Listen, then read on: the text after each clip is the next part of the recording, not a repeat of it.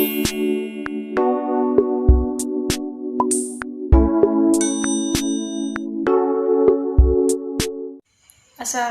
warahmatullahi wabarakatuh. Saya Hairunisa Hasan dari IAIN Sultan Hamengkubuwono Gorontalo, Program Studi Manajemen Pendidikan Islam.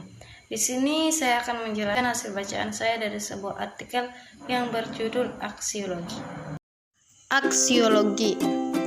Pengertian aksiologi. Aksiologi berasal dari kata Yunani aksion yang artinya nilai dan logos yang artinya teori, yang berarti teori tentang nilai. Aksiologi adalah teori nilai yang berkaitan dengan kegunaan dan pengetahuan yang diperoleh. Menurut Kamus Besar Bahasa Indonesia, aksiologi adalah kegunaan ilmu pengetahuan bagi kehidupan manusia, kajian tentang nilai-nilai khususnya etika. Aksiologi merupakan cabang filsafat ilmu yang membicarakan tentang tujuan ilmu pengetahuan itu sendiri dan bagaimana manusia menggunakan ilmu tersebut. Ada beberapa karakteristik nilai yang berkaitan dengan teori nilai, yaitu pertama, nilai objektif atau subjektif. Nilai itu objektif jika ia tidak tergantung pada subjek atau kesadaran yang menilai. Sebaliknya, nilai itu subjektif jika eksistensinya, maknanya, dan validitasnya tergantung pada reaksi subjek yang melakukan penilaian, tanpa mempertimbangkan apakah ini bersifat psikis atau pasif. Yang kedua, nilai absolut atau relatif.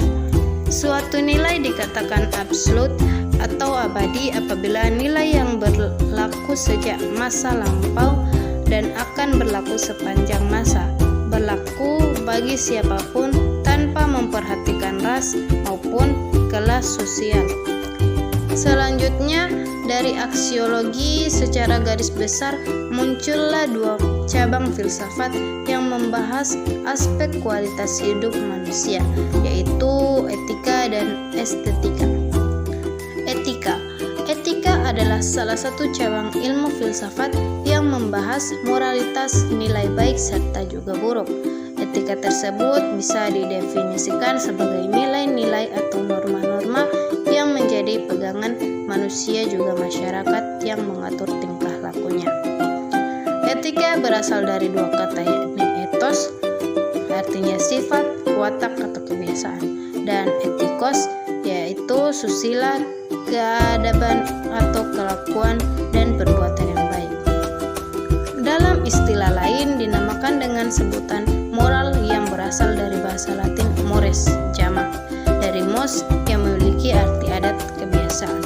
Dalam bahasa Arab disebut dengan sebutan akhlak yang memiliki arti budi pekerti, dan dalam bahasa Indonesia disebut dengan tata susila.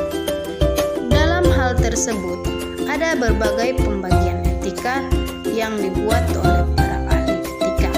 Beberapa para ahli membagi ke dalam dua bagian, yakni etika deskriptif dan etika normatif.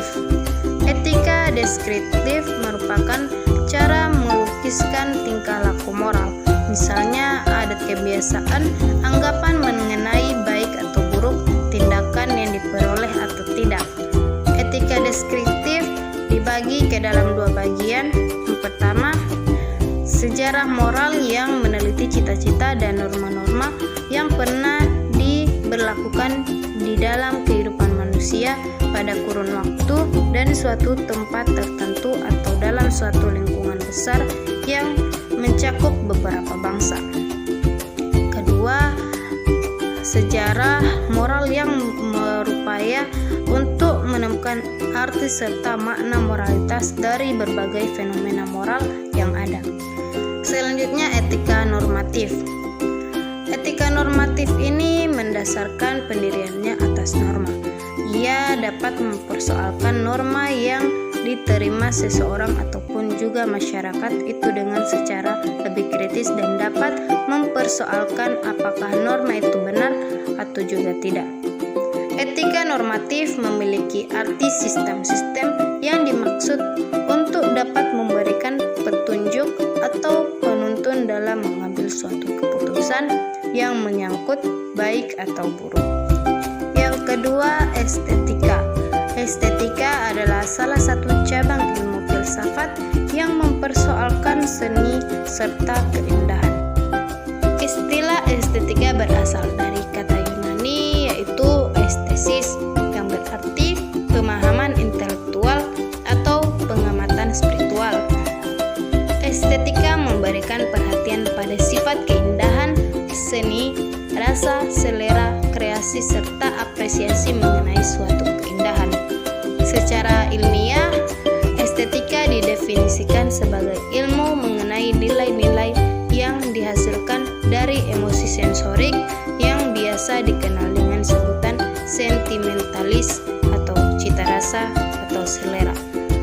Estetika dibagi dalam dua bagian, yakni estetika deskriptif dan estetika normatif.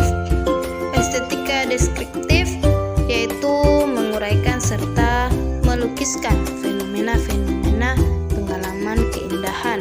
Sedangkan estetika normatif yaitu mempersoalkan serta menyelidiki hakikat dasar dan ukuran pengalaman keindahan. Sekian penjelasan dari saya. Bila ada kesalahan kata mohon dimaafkan. Wassalamualaikum warahmatullahi wabarakatuh.